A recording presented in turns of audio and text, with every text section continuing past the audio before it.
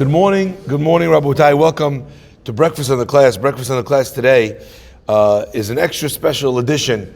Because today is Purim Katan, which, of course, for everybody in the Jewish nation is a very special and happy day because it references Purim Katan, and for us in the Halabi community, it's a very special and happy day because we say Yeh Shem. So that makes everybody very, very, very happy in our kehillah. I'm just saying. I don't think that they care that much about it though. You never made a Halabi's day as much as when there's Yeh Shem. I think that's why Halabi are happy to get married, because on the day of their marriage they have Yeh Shem. Okay, the learning for this week is dedicated for the Torah Center Diamond donors, Tatiana and Sonny Dewar, in loving memory, Nishmat Sonny's father, Eli Dewar, Eliyahu Ben Sion Faride, Tenishmatot Surah B'Tzorah Hayim. Breakfast in the Class is also dedicated in loving memory of Lenora's mother, Shoshana Labi Alei Shalom, Nishmat Shoshana Bat Beracha Ve'Eliezer Alei Shalom, sponsored by Lenore and Maurice Adis. For Refuah Shlema, Eliyahu Shimon Mazar Fortuné and Chana Bat Simafega. Breakfast in the Class is also sponsored by Stephen Rappaport in honor of Sandy and Haron Shohet, in celebration of the birthday of their granddaughter Ruthie, to Karen and Simon Shohet. Also dedicated and sponsored by the family, your loving family, in loving memory of Nishmat Aaron Ben Rachel Lava Shalom. We went to the family yesterday, and it was a zechut to see Max yesterday and his entire family, whose emunah is just something to behold. You go to sometimes give chizuk, and instead of giving chizuk, you wind up getting chizuk from the depth of people's emunah and their connection with Hakadosh Baruch Hu. We should be zocheh Be'ezrat Hashem to celebrate many celebrations, many happy occasions. The week of Koma was sponsored by David E. Ash in honor of you and your substantial capacity to good today and every day. My friends, let us begin. On the day of Purim Katan, so we are hoping and we are praying to be able to see miracles by Yamim Hahem Bazeman Hazeh. Just like they had back then, we have also now. Now, I always love pointing out that it's a funny statement to make. Why? Because we say there's a very special idea. The Gemara tells us, En somchin al hanes. What does that mean, En somchin al hanes? You can't rely on miracles. All right? So what does that mean? You can't rely on miracles. What do those words mean? It means, as an example, I'll just give you one example of it. A person can't decide, I'm going to stay in the knis, I'm going to pray, and Hashem's going to send me my parnasah. Yeah, or from my father-in-law, who I call God. Okay? Hashem will take care, etc., etc. You can't rely on a miracle. You can't rely on a miracle that if a person's in a machloket, that the other side is going to come first, and they're going to say sorry. That's relying on a miracle too. A person has to make hishtadlut. They have to do their efforts to be able to make something happen in a natural way. Sometimes the only effort we could do, by the way, is not in achieving it. Sometimes you can't achieve it. There's no way for me to do what I'm trying to do. So what's a person's pathway to the goal then? At the very least, make it less of a miracle.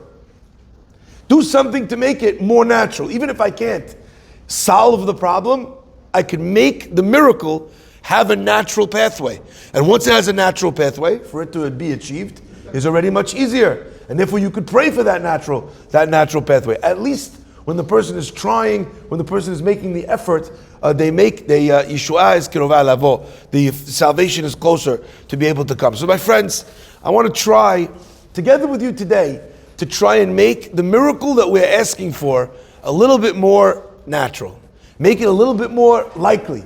Make the miracle of Yeshua, of Shalom, a little bit less far-fetched, so that it could take place in our days by Yamim Hahem Bazeman Hazeh. My friends, so let's learn something together. The Kohen Gadol, he wears lots of different clothing. And part of what we're going to do on Shabbat is talk about in the Shabbat afternoon class. It's titled Dress to Impress. We're going to be talking a little bit about Aaron HaKohen's clothing and the profundity and the depth of what Aaron HaKohen was communicating. But without much time to be able to go into it, I want to take one idea from the clothing of Aaron mentioned in the Gemara. The Gemara says that Aaron's clothing one of the articles of his 8 begadim was the me'il. And what was the me'il? What did it consist of? It was like almost looked like a pair of tzitzit. All right? So a long rectangular piece of material with a hole cut out in the middle. Except that it wasn't tzitzit that he wore over on his shoulders. Rather, it was worn around the waist and it hung down. Okay? So the me'il is this long garment that hangs down in the front and in the back. And at the bottom, the pasuk says, Pa'amon zahav v'rimon. Pa'amon zahav v'rimon. There were gold bells alternating with rimon, with pomegranates. So there was a decorative fringe at the bottom of the me'il. And what was the point of that? V'haya al Aharon, and it was on Aaron, lisharet, to serve.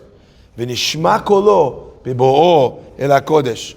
And his voice, therefore, the sound of Aharon was heard when he came in to the sanctuary. Al Chachamim learned from this a very powerful idea. This bell on the hem of Aharon's beged. What did this bell do? It made it, you were able to hear that Aharon was coming. Says the Gemara in Arachin. The Gemara says, Me'il mechaper al lashon hara. The beged, this article of clothing of Aharon, brought kapara for the sin of lashon hara. Amar HaKadosh Baruch Hu, God said, Yavo davar shebekol, let an article or a thing that has a sound come, v'yichaper al ma'aseh hakol, should come and gain forgiveness for something that makes a sound. Fascinating.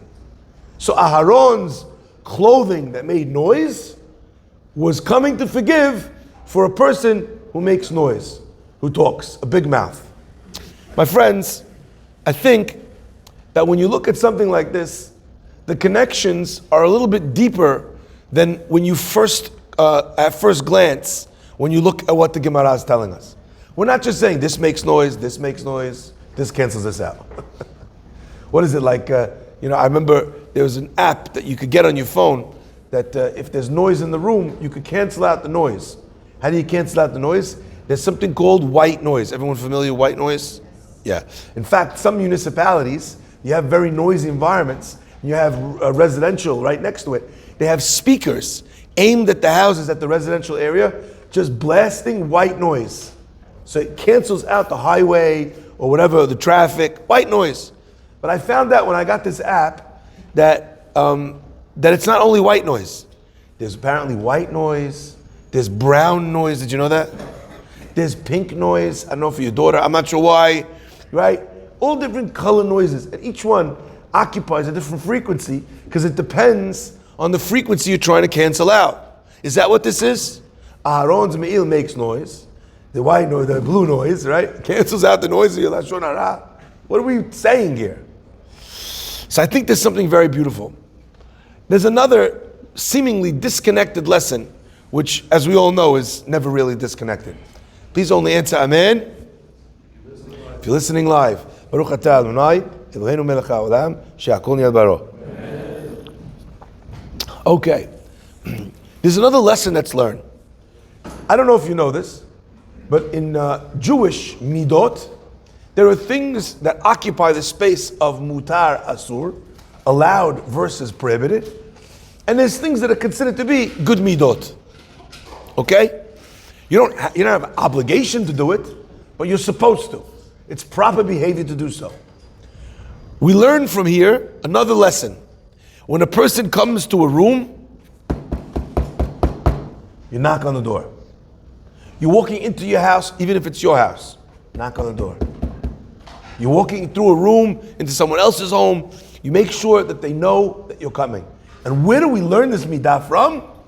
Aharon. Why? V'nishma kolo b'vo'o el HaKodesh. Maybe someone is not dressed. Maybe they're in an embarrassing position. Maybe they're, scratching their stomach. I don't know what they're doing, right? But if they know that you're coming, they can be prepared for you when you're coming. We learn that also from here. My friends, I would like to suggest that the sideline idea of allowing someone the dignity of knowing you're coming versus surprising them and perhaps making them or allowing them to be embarrassed Okay? The difference between those two things, right? Bivo'o el HaKodesh is not two haphazard ideas being learned from the same place, but rather they are one and the same idea. The Gemara tells us that one of the sources for Lashon Hara in the Torah, does anyone know what the primary sources are for Lashon Hara? Where does the Torah say you shan't speak Lashon Hara? Sorry? The Torah does not say that you should not speak Lashon Hara there. It tells us what Lashon Hara did, what she did. And maybe it is Lashon Hara. But it's not, you're not forbidden from speaking Lashon Hara because the Torah told us a story. The Torah would need to command you not to do something. Now we could learn it from there. We could learn it from there, correct? We could also learn, like I said earlier, that something is not appropriate behavior, but is it forbidden? Where is the Isur of Lashon Hara from? No, it's a story. Where does the Torah say, thou shalt not? The Torah says it in a few places. In fact, if you open up the beginning of the Chafetz Chaim Zilchot Lashon Hara, he tells you all of the Torah transgressions you will transgress, positive and negative, when you speak Lashon Hara. The most obvious one is Lo telech rachil be'amecha. You shall not go as a peddler in your nation. It doesn't mean that a person can't sell goods from here to here. It means that as a peddler goes, buying from here, selling from there, a ba'al Lashon Hara, here's Lashon Hara over here, goes down road, sells his gossip to the next guy. So the first, one of the examples that we learned directly from, Lo telech rachil be'amecha. However, there's another open commandment in the Torah. Makeh re'ehu basater, says the pasuk. Cursed is he who strikes his friend, basater, in hiding. Es Gemara, what does it mean that you strike your friend in hiding? There's a difference between if you punched him in his bedroom or if you punched him on Park Avenue. Makeh re'ehu basater means that there's two different kinds of hitting or hurting somebody. You could hurt someone where the person knows who you are, where you're coming from. He has the ability and the capacity to defend himself. And then you can hit someone and he never sees you coming. I remember there's a famous line from, I believe it's Oscar Wilde. He says, a true friend stabs you in the front. At least you know who it was. At least you could defend yourself. Someone starts a rumor about you. You don't know where the source of the rumor is. How do you extinguish it?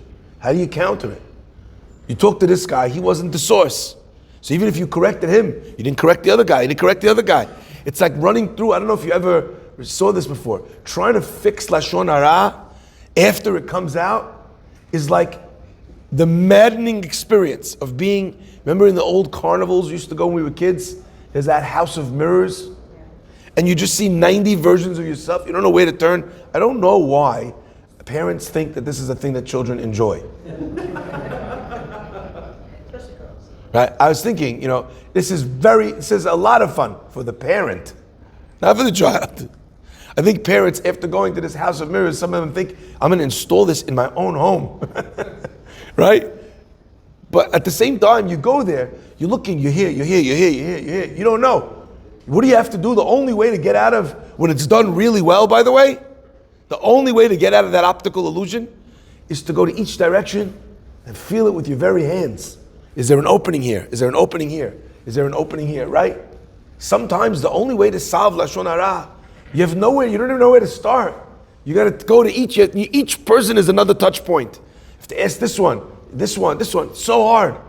Says the pasuk, cursed is someone that is makeh re'ehu basater, who hits his friend in hiding. Our pasuk is telling us two separate lessons, which are actually inherently connected. You know why the me'il is mechaper on Lashon Hara? Because you could hear Aharon coming. You have a problem with somebody. Don't tell everybody else. Tell him. I remember going to a restaurant once, and they had little napkins. And the napkin said something that was so profound. It said, if you enjoyed your meal, tell everybody else. If you hated your meal, please tell us. I thought to myself, if they have to print napkins, not sure I want to order anything. Gonna feel, that's the writing on the wall right there, right? But my friends, what a lesson for life. You saw something you enjoyed about somebody else, tell everyone else. You have a problem with the guy, tell him. Bivo'o el HaKodesh. My friends, I want to point out one other thing. When you look at the bottom of the me'il has, as we said, bells and pomegranates. Now the function of this me'il, what was its purpose? Its purpose was, as we said, so that you could hear Aharon coming when he comes to the Kodesh. I mean, I don't know if you know how sound works, but bells would make more noise if they were bells next to bells, right? To have a bell and then a pomegranate, what was the pomegranate made out of? Wool, right? It would absorb the sound. It would impede the sound. It would make the sound less, not more. So if the purpose is that you should be able to hear him coming, what is it? What's the lesson of having the pa'amon v'rimon? So I want to try and explain this idea in a couple different ways. The bells themselves, they make noise already kishel atzman, all by themselves. Where does the bell make much more noise? When it's banging against another one. Putting those pa'amonim there, what did it do? It created a situation where the bell was somewhat silenced.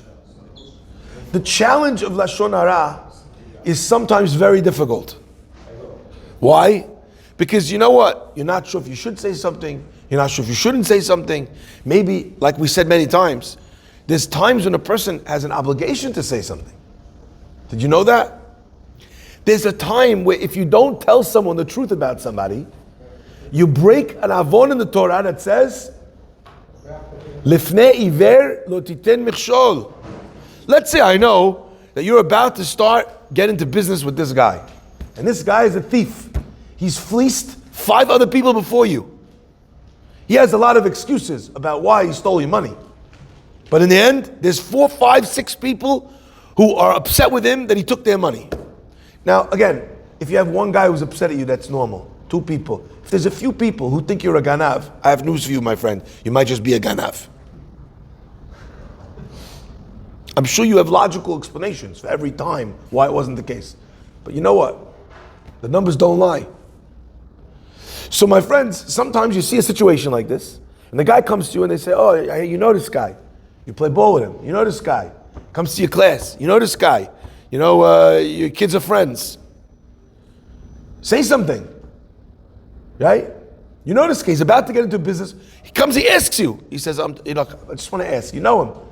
I'm about to become partners with him. Should I go for it? What do you think? What's the halakha? Again, if you know what you know firsthand, can't be you heard something. If you know what you know firsthand, if you know the details, if you know the person didn't change yet, didn't do teshuvah, there's a lot of things you have to know. But if you know those things, the halakha is you're obligated to tell him, don't get involved with this guy. And if you don't tell him, because you want to be very religious and not say Lashon Hara, you've committed a sin in the Torah. Lifnei iver lo titen michshol, do not put a stumbling block in front of a blind man. So there are times when you have to say something, and there are times you have to keep your mouth shut. But what we're learning from the Me'il is that a very good practice is to make half as much noise as you think. You know, the Chafetz Chaim was a person who talked a lot. He was a chatty person. He wasn't a quiet person that sat in the corner. And he's the one that taught us about how to speak properly, how to speak without speaking Lashon Hara. My friends, it's not about not speaking. It's about not speaking Lashon Hara. Sometimes a person wants to know, and they think that the correct question to ask themselves about speaking about somebody is, am I allowed to say this? And I think that that's really the wrong question. The question should not be, am I allowed to say this? The question should be, should I say this? Is there benefit to me saying this? What the Me'il tells you is very simple. It's not just a question of if it's allowed or not. Is there something positive that comes out of this speech? If not, keep this person's name out of your mouth. No reason to talk about them. Only recently someone asked me a question. And maybe this is a great question that I could ask on their behalf. I could ask to the public. This person asked, what if I'm a guest by somebody's table? And they're speaking Lashon Hara. It's not my house. They're speaking Lashon Hara at the Shabbat table. What should I do? I don't want to be there. I'm going to tell the person, embarrass them in their own home. What should I do? Compliment the food. Nice one. Yeah, change the subject. So I said to her, I actually went one step further. I said to her, it depends on who the person is. If the person is a serial Lashon Hara speaker, if everything they talk about, they talk negative, that's who they are, changing the subject's not going to help. You're just going to give them a new category of cynical or Lashon Hara speech. Oh, you compliment the food. Oh, I got it from this store. The food from the other store is terrible. There's people. That's what I like. I'm going to take negative speech for 500. That's who they are. Okay? You change the subject, they're just talking Lashon Hara about somebody else. Maybe it's better not to change the subject, so they're only talking about this guy. They're not carpet bombing the community. If he's a serial Lashon Hara speaker,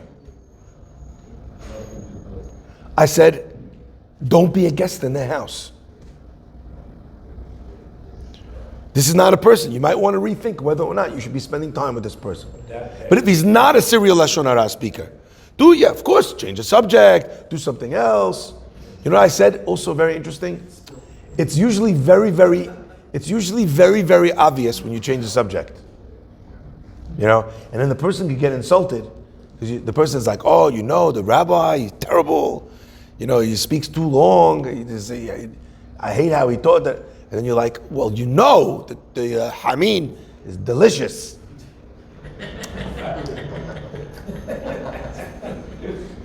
When they look at you, they're like, oh, are we being recorded? Like, what? So changing the subject can be hard. Walking away from the table can sometimes be easier. It's not if the person, as an example, if the person is not a serial Lashon Hara speaker. What do? Sorry, I need the bathroom. Hopefully by the time you finished, the smell will be better in the room than it is where you went.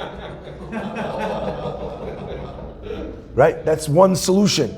You leave in the current time. By the time you get back, hopefully they'll be on to bigger and better things.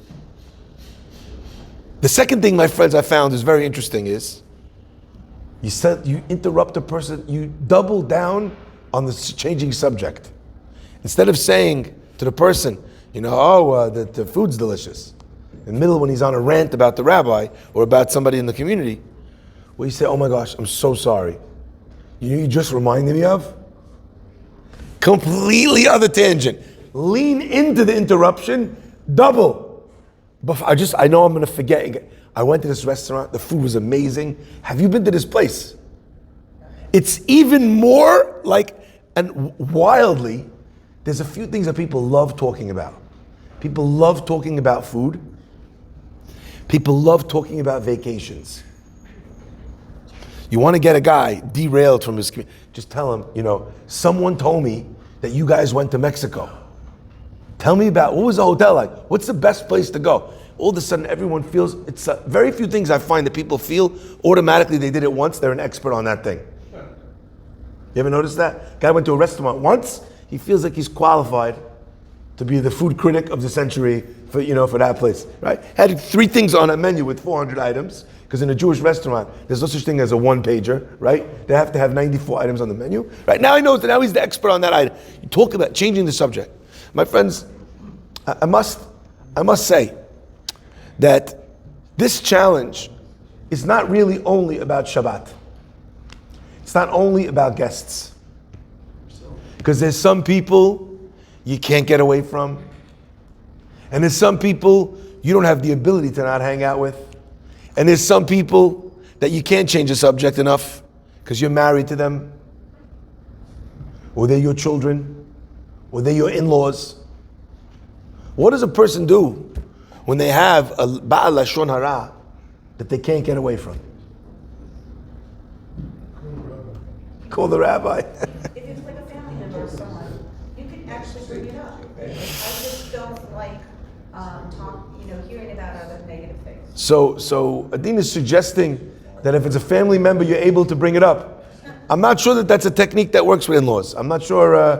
I guess it depends on the in-laws, right? Or with parents. In-laws, you slide over it. You keep skate on by. My friends, the Chafetz Chaim says that a person really has an obligation to correct the Ba'al Lashon Hara, because we have an obligation to rebuke them. Except your mother-in-law.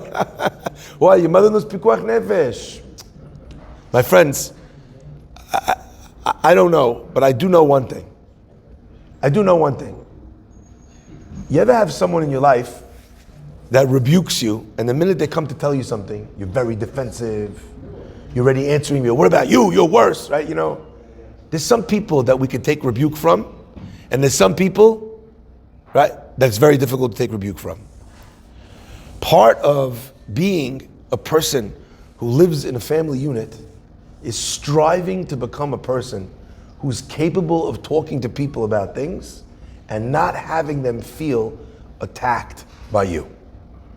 When someone feels that you're coming from the right place, that it's very sweet, that it's adami, that it's in the right way, then you know what happens. You know what they say? You're 100% right. I'll never forget, Rav Pesach Kron gave me a little bit of tochacha. I've shared this before. Rav Pesach Kron was someone that I grew up listening to as a rabbi when I was a kid. Anyway, I had a chance to speak together with him at a conference. And I spoke and he sat through the class, and afterwards he came up to me and he's like, wow, you are something special. I can't believe it, what a speaker. I'm listening to this guy who was my hero, and he's telling me complimenting how great the speech was. I'm like, wow, I'm blown away. Anyway, he gives this, he's like, I was so overwhelmed almost to be getting this compliment from a childhood hero. It's like, imagine Michael Jordan comes by and says, just want to compliment your outside shot, your skill in basketball is unbelievable, right? So I was feeling great. He says, listen, someone as good as you, someone as talented as you, he said, you're a big rabbi. When you're in the middle of the speech, don't be drinking out of the bottle. It's not appropriate for someone. You should be pouring it into a cup. It's a little bit more, for a Talmid Chacham. I was like, absolutely, you're 100% right. How easy was that tochacha to take? He greased the wheels. He gave you the compliment sandwich, right? And you're amazing. Listen, maybe you could do this a little bit better because you're so amazing. Also, you're amazing. Have I mentioned how amazing you are? Sorry? I would imagine so. I would imagine so. But did it work? You're leading with the positive. And by the way, and I was thinking to myself, why does it work so well? Why does it work so well? Because he's modeling for you what he wants from you. You want someone to stop speaking Lashon Hara. What do? You show him how powerful positive speech can be. So you start by telling the person, listen, obviously it's not going to work in the meal setting. But you know what? You can't win every war in one battle. You wait till after. You tell them, listen, I see you have such a keen insight into people. You notice everything. You're the type of person that really understands people. You build up this person, and then you explain to him, it's so challenging. It's so challenging to be sitting there at the table and to hear some of the things that were said today, and I don't know what to think, and I know that I'm not allowed to believe Lashon Hara that I hear, but you know what? I trust you, I listen to you, I look up to you, and I'm hearing someone like you speak about the guy. I feel like it colors my vision of them, my version of them. I'd appreciate it, if next time, if maybe we keep it down. We don't have to talk about other people. All of a sudden, the guy now feels like he's a big man da amar. You're such a big guy. You have a responsibility when you speak. People listen to you. People believe you. Now the person is maybe taking a little bit more seriously the bells of his me'il, the noise that he makes. My friends, every one of us is going to make noise. And every one of us is going to make a mistake. And every one of us at some point is going to speak Lashon Hara. It happens. It happens. The Gemara says that every person on earth practically is nichshal in some way, shape, or form when it comes to Lashon Hara. Granted. But you know what? Can we at least try and cut it down? Can we speak Lashon Hara half as much? Catch yourself speaking about somebody else. It's not positive. Just stop. There's a great line that says, small people speak about people. Yeah? Small people speak about things. Bigger people speak about people. Bigger people speak about ideas.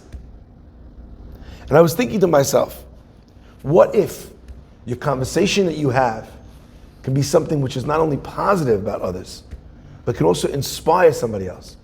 Not only did you use your 5 minutes with someone to ruin someone else's life, because that's what you do when you speak Lashon Hara, you could have had a chance to make someone's life, to inspire someone, to put them in a better state of mind. What a chaval when we don't use our opportunities to be able to do something. And I'll tell you, in modern Hebrew, you know what they call, in biblical Hebrew, the word rimon means a pomegranate. In modern Hebrew, you know what rimon means? It means a grenade. Lashon Hara, Rabotai, is like throwing a grenade. Hashem should bless us to be people that speak positively. Hashem should bless us to be people who influence others to speak positively. And through that, Be'ezrat Hashem, one day, they'll speak positively about us. Baruch Hanei Le'olam.